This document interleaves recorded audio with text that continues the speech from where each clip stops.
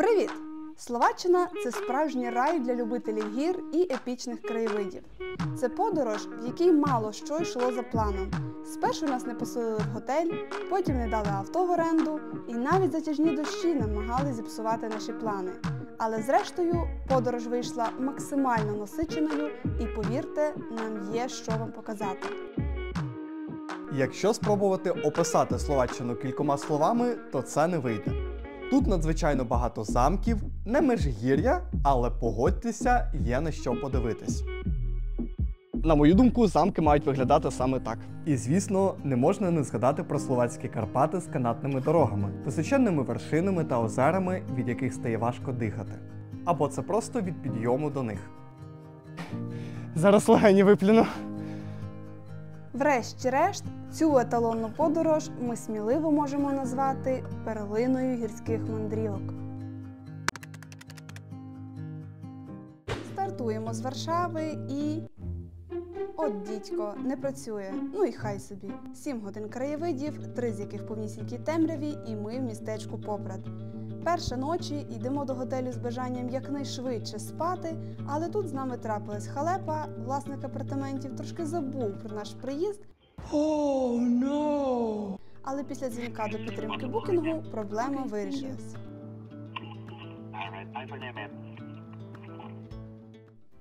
Після нічної пригоди крокуємо до аеропорту, адже саме там нас чекає заброньоване авто в лізинг. Але і тут сталося не як гадалося, ліміти НБУ не дозволили нам внести страхову суму за авто. Ще трошки поспілкувавшись, нам порадили іншу фірму, яка має дещо менші апетити щодо страхової суми. І ось все готово, нарешті мчимо наздоганяти наші плани. Як бачите, подорожі – це не лише про місця, які ви відвідуєте, але й про ті веселі моменти, коли здається, що ваша подорож ось-ось скасується. Їдемо з Попрада до гірськолижного курорту Бахледова долина. Ну що ж, нам дуже пощастило, але така погода буде ще тривати 2 години. Але це взагалі не змінює наших планів, тому ми рухаємося нагору до першої нашої локації. Побачили ось такі модні підйомники і йдемо одразу дізнатися, скільки ж хочуть за ці покатушки. Підйомник і стежка – 28 євро. Якщо ж тільки стежка – 14 євро. Але, як на мене, все ж задорогувато. Так от, наш туристичний гаманець не може понести всі ці фінансові витрати, тому йдемо пішки і протестуємо, що ж може назнімати наш новий член команди Джин. Декілька рандомних фактів. Поміщається в цю сумку і робить ось такі відоси з неба. До речі, про них. Це Бахледова долина, і відома вона більше як класне місце для зимового відпочинку. Але і влітку тут є чим зайнятися, як от, наприклад, зекономити 14 євро і піти пішки через ліс нагору. Є проблеми, про які не говорять. Дощ, ліс, і в мені прокинувся грибник. Я не можу йти, не дивившись кругом під дерева, чи не стоїть там випадково якийсь гарний грибочок. Взагалі маршрут не складний, і ось ми вже на вершині. Це точно варте або ваших 27 євро, або ж десь 20-хвилинних зусиль ваших 2 кінцівок, бо просто погляньте.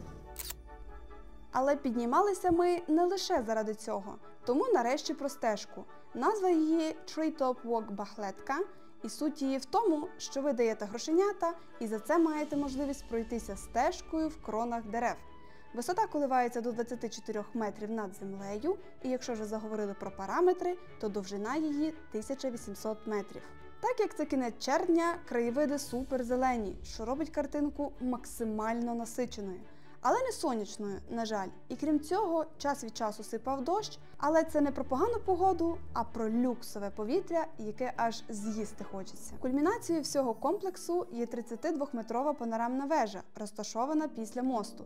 Піднятися на неї не є супер складно, це можна зробити по спіральних пологих сходах, що обвивають вежу.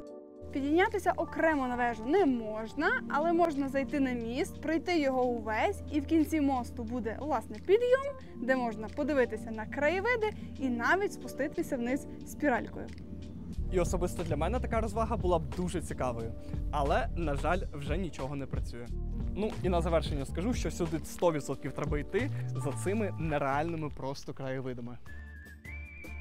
А ми спускаємося вниз, і ось довгоочікуване сонце. І погодьтесь, картинка стала ще ліпша. Загалом такий собі словацький Буковель, але з двічі більшими цінами. І взагалі чули від українців, що, бачите, за кордоном курорти в таку саму ціну, як в Україні, але у мене ж склалось зовсім інше враження. А доки пакуємося в авто, думки про ціни в цьому курорті взагалі не хочуть нас покидати. Тому давайте швиденько зацінимо декілька тутешніх готелів. Так от, я вказала, що ми гнучкі у датах, тобто нам підходить будь-яка ніч протягом наступних 3 місяців. Тим не менш, якщо показувати тільки доступні готелі, то їх тут лише купка. І складається враження, що співвідношення ціна-якість тут значно помірніше, ніж в українських Карпатах. Тому в мирний час очікуємо гігантські натовпи іноземців в напрямку наших Карпат. Тим часом заскочили в супермаркет, щоб купити чогось поїсти. Ну і після магазину лишилося 30 хвилин до готелю. Поїхали. І хоч сьогодні вже не планували ще щось знімати, але відпадні сансети домоглися свого, і ось ми запускаємо нашу пташку і підводимо підсумки дня. Так от, запланували на сьогодні багацько, встигли, не те щоб не все, але чесно менше, ніж очікували, тож завтра день обіцяє бути ще більш насиченим. А ще такий сансет точно вартий на вподобайку і підписку. Згодні? У наступний день ми увірвалися досить рано, бо мали низку локацій з вчорашнього дня, на які не вдалося заскочити через затримку з орендою авто. Заварили ранкової кавуськи та прийнялися за сніданок. І поки снідаємо, давайте пару слів про селище, в якому ми зупинилися. І, чесно кажучи, дещо неочікувано виглядає погода за вікном, але, сподіваюся, це ненадовго. Так от, Оравський Подзамок – це невеличке селище в північній частині Словаччини, розташоване в мальовничій долині річки Орава, на схилах Оравських Бескидів. Селище оточено красивими лісами та горами, що робить його ідеальним місцем для піших прогулянок. Незважаючи на невеликий розмір, селище має багату історію та культурне значення для регіону. І головна причина, чому ми подолали 100 кілометрів від нашої початкової локації, це розміщений тут Оравський замок. І погодьтесь, виглядає він сьогодні дуже по-особливому загадково. Але для початку виселяємося з апартаментів. Гори вранці – то окремий вид насолоди. Таке все туманне, злегка містичне. Кадри мають вийти дуже класні. Загалом у нас було чудове розміщення, тому до підніжжя замку було всього 5 хвилин ходьби. Ну, дивлячись на цей замок, безсумнівно можна сказати, що він дуже гарний, це і так очевидно. Але, як на мене, то він ще й дуже містичний. Особливо це підкреслилось сьогодні туманом, і картинка виглядала прям дуже класною. Цей доволі містичний замок стоїть на високій скелі над річкою Орава вже з 13 століття. Це місце обрало через його стратегічне розташування, що робило замок важливою фортецею під час численних військових конфліктів у середньовіччі. А ще в цьому замку можна піднятися на саму його вершину, це приблизно 600 сходинок. Але так як вхід закритий, оскільки зараз 7 ранку, то запускаємо сучасні технології і побачимо його таки зверху.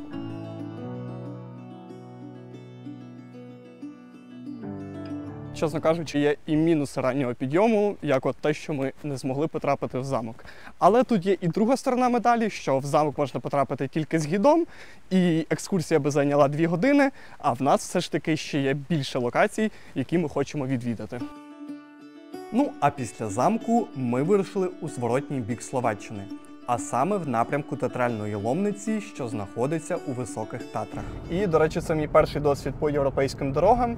І хотів би відмітити пару таких от моментів. Перше за все, це покриття. Взагалі немає чого порівнювати, воно тут реально ідеальне. Наступний момент – дуже багато камер. От як тільки заїжджає в якийсь населений пункт, завжди стоять камери.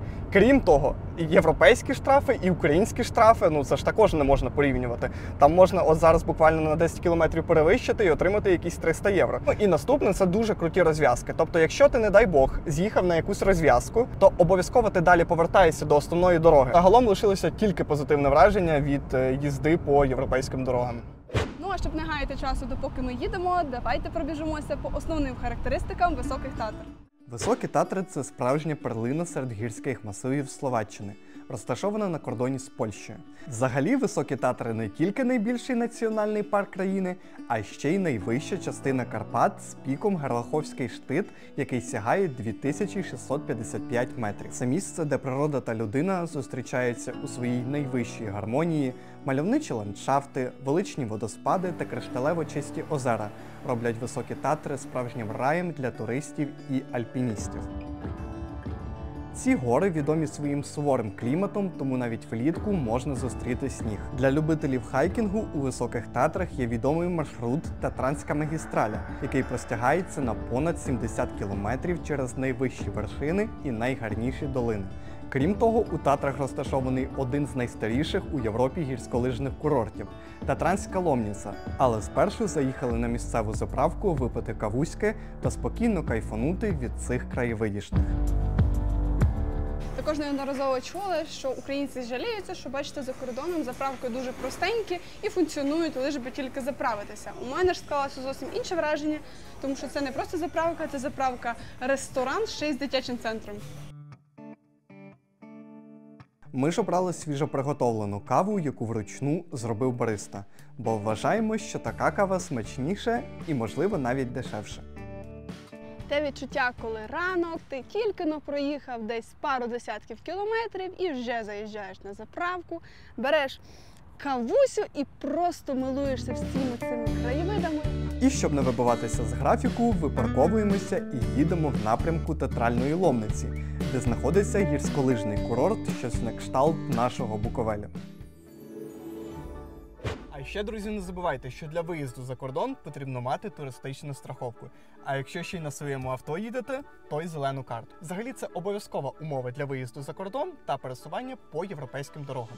А зручно і вигідно все це оформити можна в застосунку Hotline Finance. Тут є величезний список страхових компаній, обрали найкращу для себе, ввели свої дані, оплатили і готово.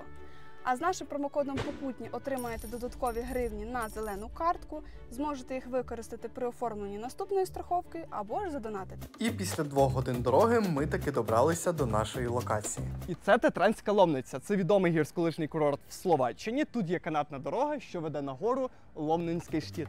Всього курорт має 10 кілометрів гірськолижних трас, працює 13 підйомників і основні гірськолижні зони розташовані в районі Скална Теплеса та станції Старт. У цю пору року сюди приїжджають любителі походів в гори та чистого повітря. Але взимку тут буває досить багатолюдно, адже це найпопулярніший гірськолижний курорт у Високих Татрах. А ми тим часом знайшли, де можна придбати квитки на підйомник.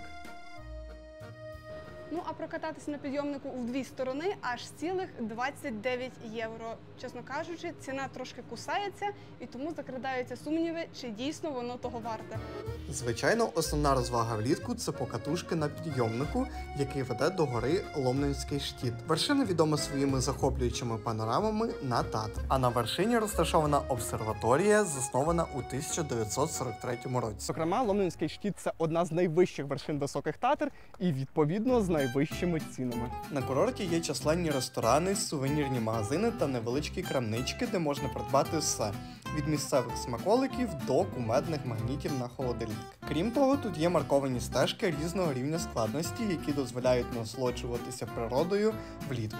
Ми пішли однією з них, захопившись мальовничими краєвидами, проте незабаром зрозуміли, що не заклали достатньо часу на повернення до курорту. Тому довелося повертатися швидше, ніж планували. І взагалі хотів би сказати пару словечок про цей курорт. Взагалі, по розмірам це не Буковель і навіть не Драгобрат. Ми неодноразово чули, що ось за кордоном маленькі курорти, а ось, наприклад, в Україні Буковель він величезний. Що ми, власне, і побачили. Та лише за 30 хвилин звідси знаходяться 2 мальовничі озера – Поприцьке і Штрепське плесо. Загалом це наймальовничіші озера Словаччини. Але щоб добратися, лишаємо авто далеко до початку маршруту. Ну а так виглядає парковка любителів хайкінгу. Сподіваюся, людей біля озера точно буде менше. Загалом сюди можна добратися і без авто від залізничної станції Поприцьке плесо. Звідси до озера веде гарна асфальтована дорога. В інтернеті вказано, що підйом займає приблизно 40 хвилин, але насправді, якщо зупинитися в кінці парковки, там, де ми, власне, і припаркувалися, то підйом складає аж цілу годину 20. Але ми ж, звичайно, намагаємося зайти швидше. А бонусом нашого такого тріпу були такі струмки і водоспади. І у всіх цих хайкінгових пригодах подобається найбільше навіть не пейзаж, а сам процес. Хоча й краєвиди тут реально дуже і дуже гарні. Взагалі дуже сподобалось, що транспорт до озера не пускають, на відміну від озера Синевир, що на Закарпатті, де за 200 гривень можна доїхати до самісінького озера. Зараз легені виплюну. І незважаючи на те, що прогулянка може вимагати певних зусиль, винагорода у вигляді неймовірних краєвидів варта кожної хвилини, проведеної в дорозі. Як кажуть, трохи зусиль і краса таки перед очима. Ну що, озеро як озеро. Жартую, дуже гарно. І якщо провести асоціації з українським озером Синевир, це перше, що мені прийшло в голову, то тут, на відміну від Синевиру, є ось така скеляста гора. Тому найближча асоціація для мене – це, мабуть, Драгобратське озеро Ворожеська. Там було щось схоже. Поприцьке плесо розташоване в мальовничій частині словацьких Високих Татар, поблизу популярного курорту Штрепське плесо. Це місце приваблює туристів своєю природньою красою та зручною інфраструктурою. Тут можна знайти невеликий гірський готель, який пропонує комфортне проживання і чудові види на озеро та навколишні гори.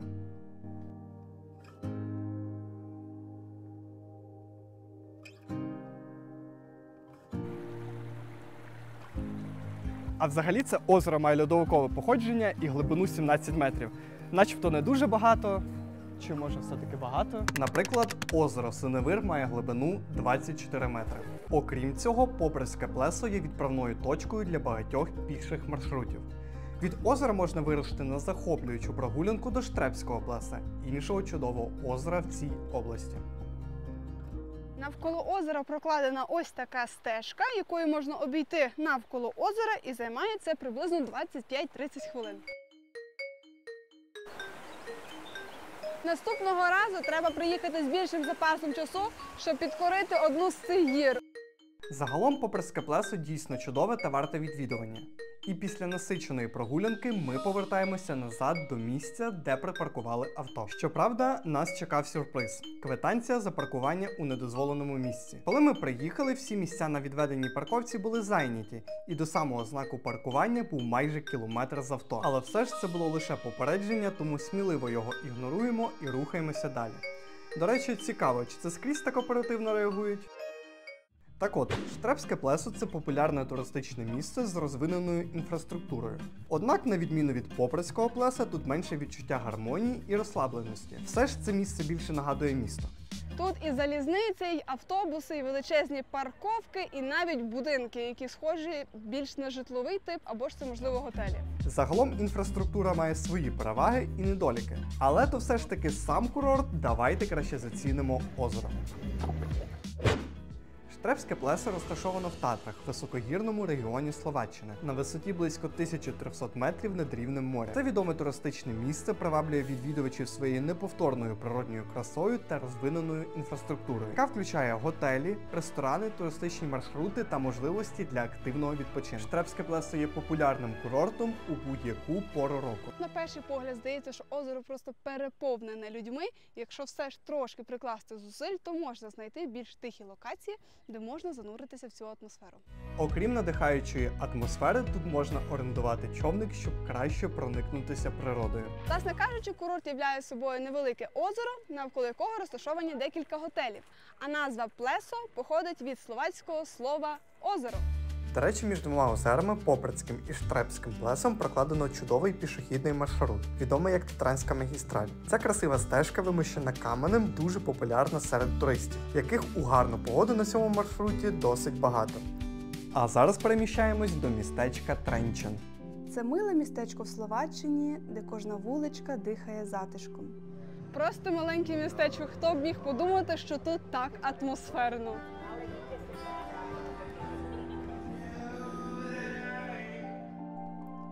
Тут вузькі пішохідні вулички, старовинні будинки і вельми атмосферні кафе. А тепер переносимося до родзинки цього містечка – Тренчинського замку.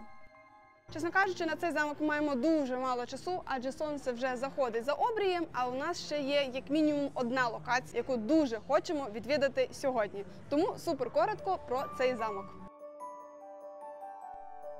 Це справжній гігант серед замків Словаччини. Він посідає 3-те місце за величиною.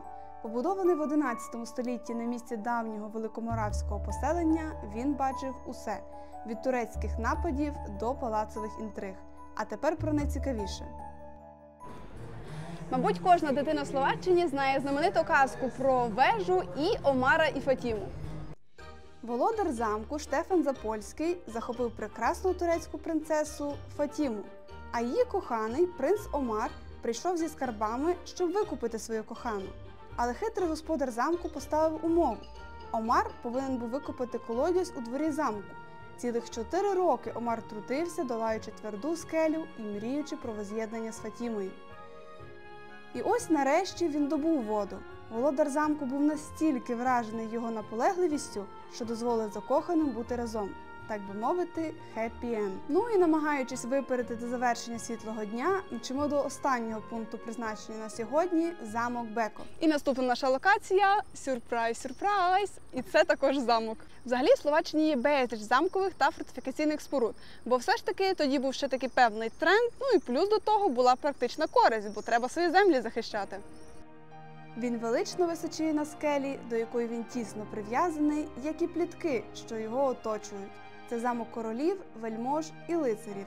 Він бачив розваги могутніх і страждання слабких. Ну, як на мене, це просто нереально виглядає, коли замок знаходиться на такій от великій скелі. Ну, це просто щось. Ну, як і кожен солідний замок, замок Беков також має свою легенду. Колись це була резиденція кривавої графині Єлизавети Баторі. Вона була угорською графинею і жила в замках Чахтиця і Беков на початку 17 століття. Легенда каже, що вона заманювала в замки молодих дівчат, жорстоко вбивала їх, а потім купалася в їхній крові.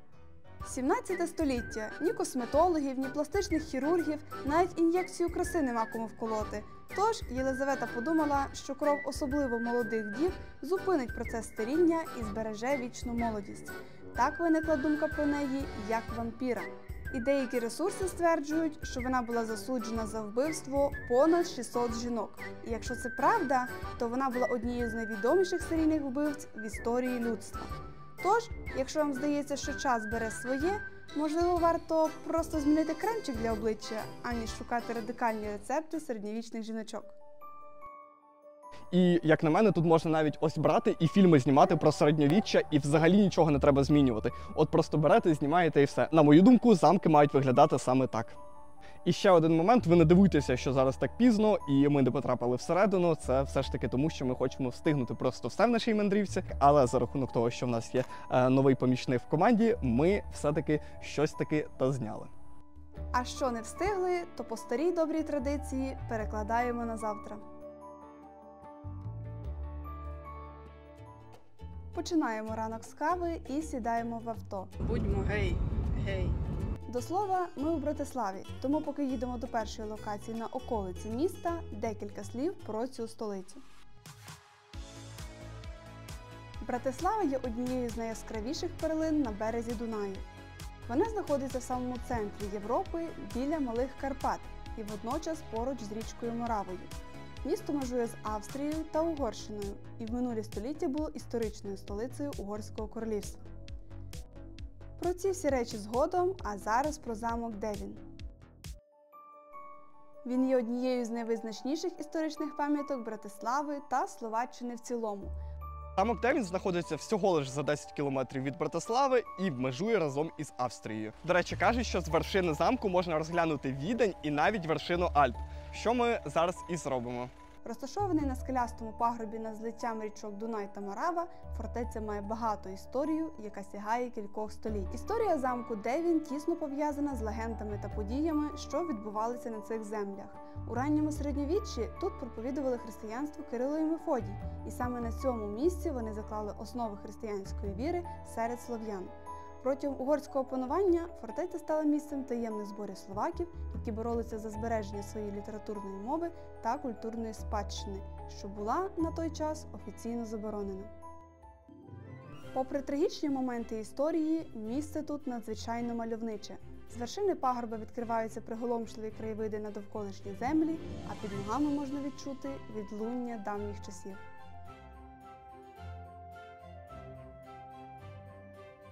І так як замок відкривається о 10-й годині, а авто нам треба віддати о 9-й, то замок ми змогли побачити тільки зовні. Але, здається, цього було цілком достатньо. Загалом ми провели тут небагато часу, але попереду ще дуже багато чого цікавого в Братиславі, тому поїхали. Але спершу їдемо в аеропорт, щоб попрощатися з авто. І назад в місто повертаємось на громадському транспорті. З аеропорту ходить чимало транспорту, тому думок про таксі не було. Купуємо квиток і водночас оцінюємо рівень гостинності та готовності словаків допомогти. До речі, Братислава не має метро. Плани будівництва з'являлися в 70-х роках, але не реалізувались. Проте Братислава має добре розвинену систему громадського транспорту, що включає трамваї, автобуси та тролейбуси. А ми тим часом робимо перерву на другу ранкову каву. Ну і, до речі, стосовно ціни, як на мене, вона тут досить таки приємна, тому що ми заплатили за капучино та за американо 2,70 євро. І в порівняно, наприклад, з іншими сусідніми столицями, там була кава по 3 євро. Як на мене, це трохи таки дорого. Ціни в закладах тісно пов'язані з рівнем економічного розвитку країни та рівнем доходів населення. У країнах з вищим ВВП на душу населення, наприклад, Австрія, ціни на послуги, включаючи ресторани, значно вищі. А Відень, наприклад, є одним з найдорожчих міст у Європі, і це і відображається на високих цінах у ресторанах. Диви, яке прикольне дерево. Щось по типу нашої української акації, але цвіте рожевим. Цікаво. А ми направляємось до ось цієї дивної штучки і зараз розповімо, що ж це таке. Цей міст було побудовано в 1972 році як символ прогресу і модернізації Братислави. Його футуристичний дизайн і надсучасна інфраструктура на той час зробили його однією з найважливіших архітектурних пам'яток. Міст СНП, або ж його ще називають мостом НЛО через оглядову вежу, перетинає Дунай і є найвідомішою спорудою Братислави. Він має довжину 303 метри і 2 рівні, 4-смуговий автомобільний та велосипедно-пішохідний. Висота мосту становить майже 95 метрів. На вершині знаходиться ресторан, де можна скуштувати традиційні словацькі страви, та оглядовий майданчик з захопливими панорамними видами на місто.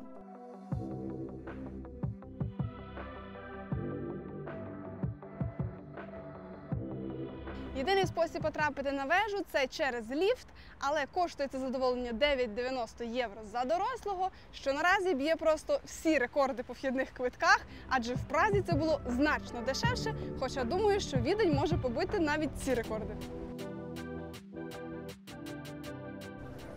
Шукали, де придбати водички, от-от збиралися зайти на морозиво, і як тут побачили, львівські круасани, тому йдемо по лимонад.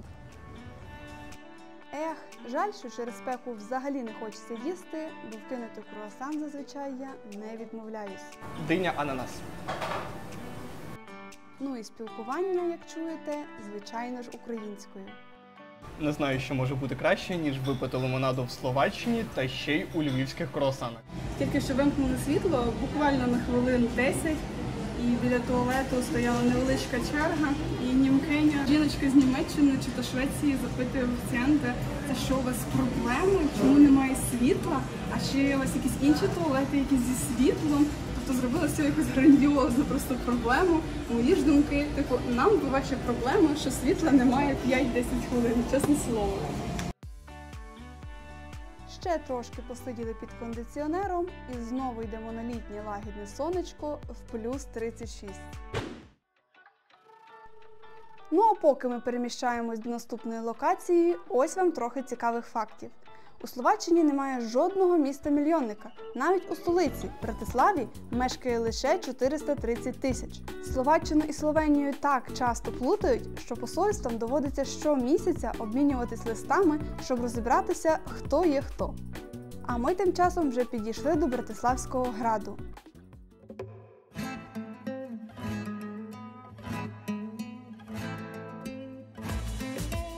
Цей замок з 4 вежами легко помітити ще здалеку, оскільки він розташований в центрі міста на вершині скелястого пагорба.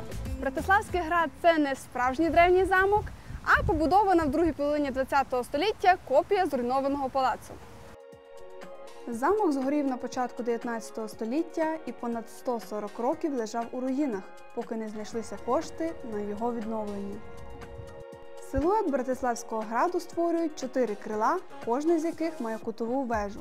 Протягом 2 століть у південно-західній вежі зберігалися угорські коронаційні коштовності. Град дуже гарний, але не впевнена, що ця вся картинка передає справжню атмосферу, а саме плюс 34. З вежі відкривається не просто чудовий вид на Братиславу, а в ясну погоду можна ще побачити всю Австрію і частину Угорщини. До речі, одна з вулиць Братислави плавно переходить у вуличку сусіднього села в Австрії. І до Першої світової з Братислави до Відня і назад можна було дістатись навіть на трамваї. Вау! А тут можна детальніше. Заходь! По-перше, вхід безкоштовний, що безперечно нас тішить, адже десь на сайтах я читала, що вхід 15 євро. По-друге, ландшафт навколо Братислави дає дуже класну рельєфну картинку. До недавнього часу замок був брудно-жовтого кольору. Саме таким його бажала бачити Марія Терезія Австрійська. Однак остання реставрація зробила його білим, що, погодьтеся, куди приємніше. А що ще приємно, так це попити прохолодної водички в таку спеку. Доброго дня. Яка ціна? Для нас 3 євро. Для нас? Так, для українців маленькі знижки. Ого, цікаво. Так, картою, так? Так, картою. Багато взагалі українців? От зараз менше, якщо чесно. Ну, в принципі, вже є в Братиславі, працюють багато, дуже багато. Ага. Але так, щоб як туристи, то менше. Минулого року було набагато більше. Дякую. Гарного дня.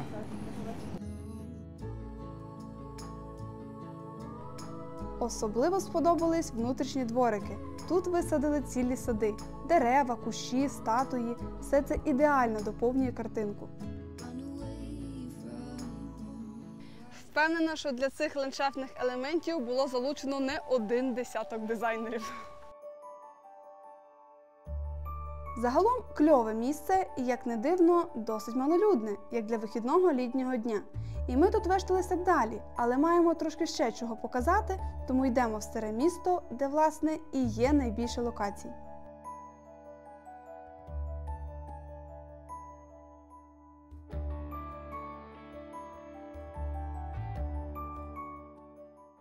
Друзі, YouTube для нас – це діяльність, якою ми займаємось після роботи, і це займає наші всі вечори і всі ночі. Для прикладу, монтаж одного відео займає близько 80 годин. Тому, якщо у вас є бажання і можливість допомогти, ось QR-код або ж посилання під цим відео.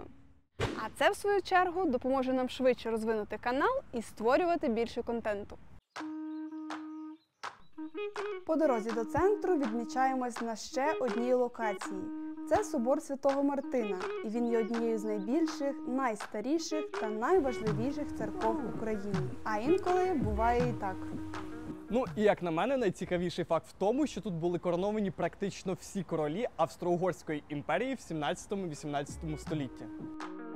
Собор розташований на краю старого міста і знаходиться лише за декілька хвилин ходьби від Братиславського граду, який, до речі, височіє над ним. Це діючий католицький храм, і він не завжди відкритий для туристів. Але якщо вам пощастить потрапити всередину, обов'язково це зробіть. Ну і окрім богослужінь, тут також часто проводять концерти класичної музики.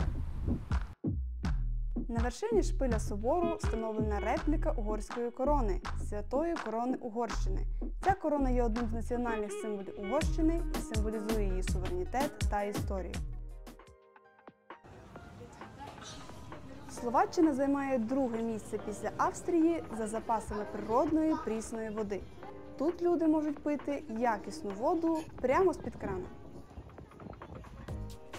Старе місто Братислави відоме своїми затишними пішохідними вулицями, де життя кипить і вдень, і вночі. Тут очі розбігаються від кількості кафешок, які особливо чудово виглядають з літніми терасами. Настільки чудово, що ми вирішили саме зараз спробувати справжню словацьку кухню. Словацька кухня відома своєю ситністю та багатством смаків, що робить її однією з найситніших у Європі. Це вам не кашки-фітоняшки.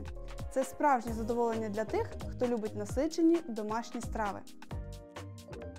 Бринзові галушки – це, мабуть, одна з найвідоміших словацьких страв, що зроблені з картопляного тіста та бринзи. Моя ж страва називається бринзові пироги, але по факту це вареники з картоплею, з сметаною, бринзою та шкварками.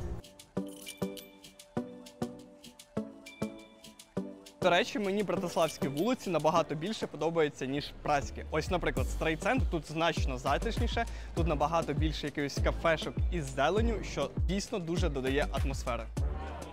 А це, до речі, грають словаки і англійці. Як головна площа Братислави, главне на місці є осередком життя міста. Принаймні, так пишуть на всіх сайтах. Але, як на мене, дивно, що тут так мало людно. Хоч тут і не транслюється футбол, але все ж таки, думаю, тут є на що подивитися. Зараз це і перевіримо. Для цього піднімаємось вгору. Кожного року на площі проводиться різдвяний ярмарок, який приваблює тисячі туристів. Площа часто стає сценою для різноманітних культурних заходів, включаючи концерти та виступи вуличних музикантів. Нам такі не зустрілися, воно то й зрозуміло, така спека на вулиці. Це Братиславська ратуша. Українські та словацькі ратуші мають багато спільного, особливо в архітектурному стилі та історичному контексті. Часто на фасадах ратуш можна побачити герби міста або годинники. Ну і говорячи про архітектуру Словаччини, складно втриматися і не порівняти з архітектурою Чехії. Так от, словацька та чеська архітектура мають свої унікальні особливості, але загалом можна відзначити кілька відмінностей між ними, які роблять словацьку архітектуру дещо простішою та скромнішою за чеську. В центрі головної площі розташований фонтан Роланда. Ну і взагалі фонтан був побудований в 16 столітті для забезпечення міста прісною водою. А міський бюджет коштував. І в 2 хвилинах звідси знаходиться неокласичний палац Примаса з рожевим фасадом. Колись це була резиденція архієпископа, а зараз це резиденція мера Братислави. І незважаючи на це, деякі частини палацу залишаються відкритими для відвідувачів. Виглядає непогано ось так прийти на декілька хвилин, подивитися і піти. Але перед тим все-таки вирішили оглянути внутрішній дворик. Ну і, мабуть, найцікавіше тут – це статуя. Так як ви спитали, хто ж це, то це Святий Георгій, відомий як вбивця драконів. І вже при виході побачили такий цікавий елемент декору. Що там робить капелюх? Я, звичайно, не експерт, але здається, що його було додано трошки пізніше, після його будівництва. Загалом на цій вулиці дуже класно можна продемонструвати, що вулиці Братислави значно зеленіші за празькі. Звичайно, що в ті часи, коли місто зводилося, про ніяке озеленення й мова не йшла, але круто, що з часом міська влада підійшла до цього питання правильно і зараз гуляти по цих вуличках значно комфортніше. І після резиденції мера вирішили зацінити палац Грасилковича. Він збудований у 18 столітті і слугує резиденцією президента Словаччини. Щоправда, до палацу не пускають відвідувачів, але за ворітьми можна спостерігати урочисту зміну почесної варти, яка відбувається о 15:00. А за президентським палацом знаходиться симпатичний парк з доглянутими клумбами. А на площі перед палацом розташований символічний фонтан світу. І, як на мене, виглядає дуже кльово. Відверто кажучи, Словаччина нас здивувала. Перш за все, своїм ландшафтом та скелястими горами, які супроводжували нас по всьому маршруту. Сподобались височенні замки різних епох, які максимально занурюють в свій історичний час. Ну і якщо сподобалось, не забудь підписатися, поставити вподобайку і ділись своїми враженнями про Словаччину в коментарях. Зустрінемося скоро в новій спойлер-морській подорожі.